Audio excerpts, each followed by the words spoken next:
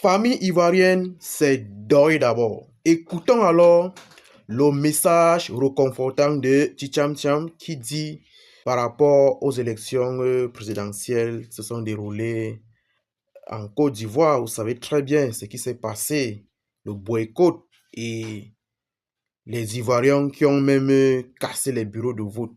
Et il ajoute, il dit que ces élections présidentielles, il y a eu fraude, que Alassane Ouattara, à lui seul, il a eu 84% et son deuxième venait avec un pourcentage très bas de 12%. En tout cas, accrochez-vous à ces révélations. On se retrouve juste derrière cette caméra. Le président Alassane Ouattara a brigué un 4e mandat, controversé. J'ai moi-même été rayé des listes électorales par un tribunal. D'autres figures de proue de l'opposition, au premier rang desquelles Laurent Gbagbo, Afine Guessan, Vincent Toby Irié, Assalé Tiemoko et beaucoup d'autres, ont également été empêchés de se présenter. Partout dans le pays, depuis le 2 octobre, les manifestations ont été accueillies par des gaz lacrymogènes, des arrestations massives et une répression brutale. Au 25 octobre, les autorités faisaient état de plus de 700 personnes arrêtées, de dizaines de personnes gravement blessées et de vies perdues. Ivoiriennes, Ivoiriens, mesdames et messieurs, cet exercice électoral a divisé notre pays. Une nation qui pendant près de 2 décennies a lutté pour retrouver sa paix et son unité. C'est d'autant plus regrettable qu'en 2011, le pays était porté par une vague d'espoir, en laquelle tous les Ivoiriens qui aspiraient à la paix et à la réconciliation croyaient. Mais aujourd'hui, malheureusement, force est de constater que des divisions se sont creusées, des communautés sont dressées les unes contre les autres. Des expéditions punitives ont été organisées. L'horreur est de retour en certains endroits du territoire. À Nayo, des vies humaines ont été perdues. Et on nous dit une personne a été brûlée vive.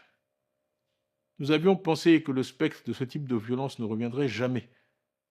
Mais il semble que nous nous sommes trompés.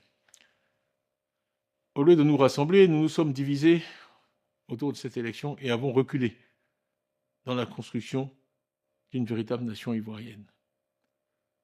Nous avons été nourris de slogans dont le plus ironique, compte tenu de la réalité à laquelle nous sommes confrontés aujourd'hui, semble être de vivre ensemble. Nous tenons tous à la stabilité du pays, qui est notre bien commun. La stabilité du pays. Nous avons toujours pensé pour notre part qu'une élection inclusive était le meilleur garant de la stabilité du pays. Et que la continuité, rassurante en apparence, pouvait conduire à l'instabilité, car la soif de changement du peuple ivoirien était réelle. Et les faits récents semblent malheureusement nous donner raison. Le taux d'abstention, que certains tentent aujourd'hui de manipuler, est en réalité le verdict du peuple, un rejet silencieux mais puissant d'un exercice électoral peu crédible, auquel la grande majorité des Ivoiriens a refusé de participer avant-hier. Le 25 octobre 2025, il ne s'agissait pas d'une élection au sens démocratique du terme. Dans certaines localités, on nous annonce même parfois un nombre de votants supérieur au nombre d'inscrits. Ce n'est pas cela la démocratie. Ivoiriennes, Ivoiriens, ne baissons pas les bras. Nous savons que la justice et la transparence sont les fondements du véritable développement et de la prospérité. La corruption n'est pas simplement un échec moral, c'est un désastre économique. La corruption appauvrit tout le monde en dehors d'une petite élite. Si les milliards financés par vos impôts et parfois détournés par certains s'investissaient en Côte d'Ivoire plutôt que dans des immeubles et propriétés à l'étranger, notre pays irait mieux et l'abstention ne serait pas à des niveaux records. Des routes dans le nord et dans l'ouest, à Soubré, des centres de santé dans nos villages, des écoles de qualité pour nos enfants auraient été construits. Nous ne pouvons pas permettre que les richesses de notre nation soient détournées alors que notre peuple vit dans la misère.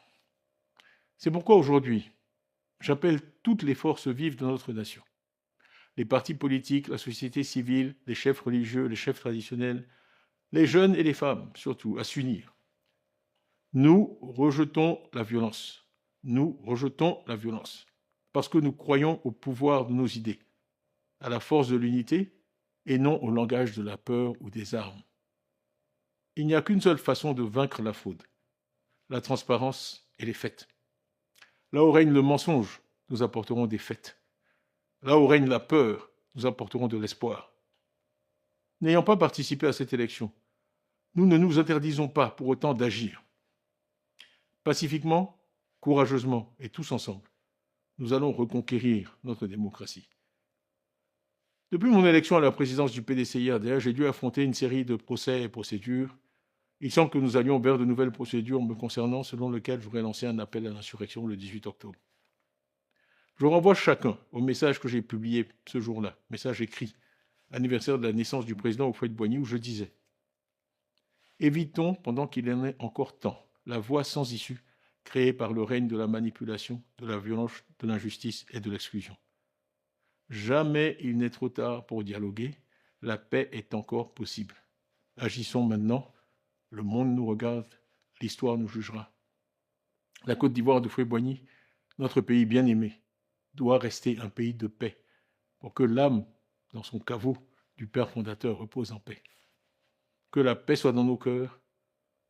Voilà ce que je disais le 18 octobre. Ivoiriens, il ne faut pas désespérer. Dans aucun pays, la démocratie n'a pu s'établir sans avoir à surmonter une résistance farouche de la part de régimes autocratiques. Je saisis l'occasion pour appeler à nouveau le pouvoir au dialogue. Nous sommes en effet dans une impasse. Seul le dialogue peut nous permettre d'en sortir. C'est le souhait, en tout cas, de la majorité des Ivoiriens. Un dialogue sincère nous aurait évité les incidents et les pertes de vies humaines que nous venons de vivre. Il n'est jamais trop tard pour bien faire, et j'espère donc que les autorités entendront cet appel. Les morts, les blessés, les prisonniers, les rancœurs sont la conséquence du refus du pouvoir d'entendre l'appel lancé par l'ensemble de la société ivoirienne, y compris même parmi leurs partisans. Le dialogue auquel nous convions le pouvoir doit aboutir à des engagements fermes de toutes les parties prenantes pour garantir dans la durée l'unité de notre pays et la paix dans l'expression et le respect de toute notre diversité. Une autre Côte d'Ivoire est possible, une Côte d'Ivoire que nous construirons ensemble. Au PDCI-RDA, nous prenons cet engagement solennel. Notre parti a une vision cohérente et de long terme, un projet pour une Côte d'Ivoire réconciliée, moderne et unie. Je salue ici et remercie tous nos militants, tous nos partisans pour leur courage et leur détermination. Nous continuerons à nous battre pacifiquement, non pas avec des armes, mais avec de l'espoir. Non en divisant, mais en rapprochant et en réconciliant. Ivoiriens, chers amis de la Côte d'Ivoire, nous venons de vivre un moment de notre histoire qu'ensemble, nous transformerons, j'en suis sûr, en un moment d'éveil et de renouveau. Engageons-nous donc à nous battre pacifiquement pour une Côte d'Ivoire qui appartient à tous, sans distinction d'origine, de religion, d'ethnie ou de culture. Alors, c'était la fin de cette vidéo sur ce nouveau canal. Vous savez très bien que nous sommes là pour la vérité et vous savez très bien que quand on vient dire la vérité, il y a certains qui sont contre sur ce qu'on dit puisque l'on fait le travail et notre travail c'est crédible. Alors, chers abonnés, accrochez-vous et vous savez très bien que nous avons aussi décidé de lancer les directs et qui dit direct vraiment dit il faut avoir assez de connexion parce que notre connexion ça vient du satellite, nous n'utilisons pas la connexion des opérateurs puisque ça dérange. En tout cas, la Big Famille, vous savez très bien, moi je suis ici, je suis partout et sur cette chaîne, vous savez très bien que nous on fait de la géopolitique et pour ceux-là qui sont ignorants, c'est quoi la géopolitique? La géopolitique, ça veut dire que nous sommes partout. On touche plusieurs thématiques puisque nous avons plusieurs communautés. Nous avons la France, nous avons la Côte d'Ivoire, nous avons le Cameroun, nous avons le Sénégal, nous avons le Niger. Donc pour ceux-là qui sont mécontents par rapport à nos contenus, qui veulent nous combattre, ne vous inquiétez pas, nous sommes là pour véhiculer l'information. Alors accrochez-vous, partagez l'information, soyez toujours des nôtres. combattons le mal et disons toujours la vérité. On se retrouve pour les prochaines éditions sur ce nouveau canal Big Famille ivoirienne.